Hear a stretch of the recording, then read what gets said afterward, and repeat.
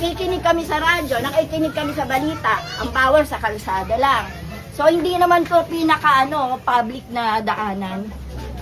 Ma'am, Dapat po meron po talagang abiso. ma'am, bakit po ano po yung sinasabi niyo? Ganito po. Siyempre nag-aayos po ng bahay. Naghahalo lang. Eto lang naman sa gilid. Hindi naman nakapublic na ano yan. Titikitan. Dapat po magkaroon po kayo ng abiso. Dahil daw po saan, ma'am? Bakit po titikitan? Nakahubad daw po. Okay. Siyempre maghahalo ka. Sa sobrang init ngayon. Ay ito lang naman po yung bahay namin. Sino ang nakahubad? Si Johnny. Oh. Kasi simple nagkahalo mainit. Ma'am, ano pong binigay sa inyo? Wala. Ayan, ticket po. Ano daw po gagawin lang sa ticket? Ay, siyempre, babayaran namin yan doon sa munisipyo. Alam niyo naman kung magkano po yun. Hindi po namin alam kung wala nga pong abiso. Dapat po may abiso, di ba? First offense, second offense, third offense. Dapat may ganun O kaya may warning. Hindi po kagad ticket. Sa kanila, ticket agad Warning po dapat kaagad. So ma'am, hindi niyo po alam na bawal ang nakaubad. Ganito po, bawal. Alam po namin. Okay. Excuse po Sige po. Alam po namin na bawal. Doon sa mga public na ganyan, katulad niya, nakikita ka.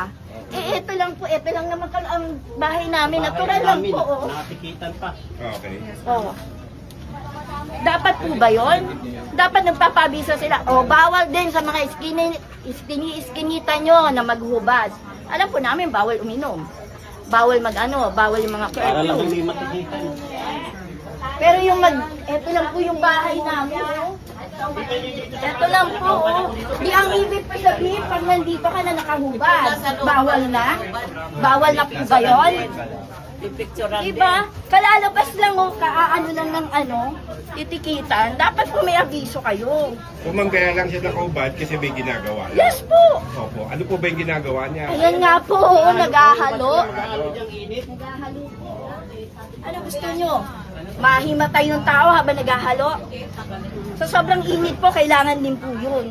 Madalas po ba sila mag-ikot, ma'am, o ngayon lang Hindi po? nga ngayon lang. Ngayon lang sila ng bigla. Dapat may abiso kayo. Hindi yung bigla, hindi yung bigla kayong umaano. Nakikita na papaliwanag ka. Ay natural. Karapatan nyo yun Karapatan natin yun. Hindi yung karapatan nila lang. Oo, may otoridad kayo. May karapatan kayo magpabawal. Magbawal kayo, manghuli kayo. Pero sir, eto lang hindi pa po kitang-kita sa public. Ayan lang, nasa gilid lang. Eto lang po yung bahay namin. Diba? Karapatan po namin magbigay ng opinion. So, ang kailangan lang po namin dapat, abiso.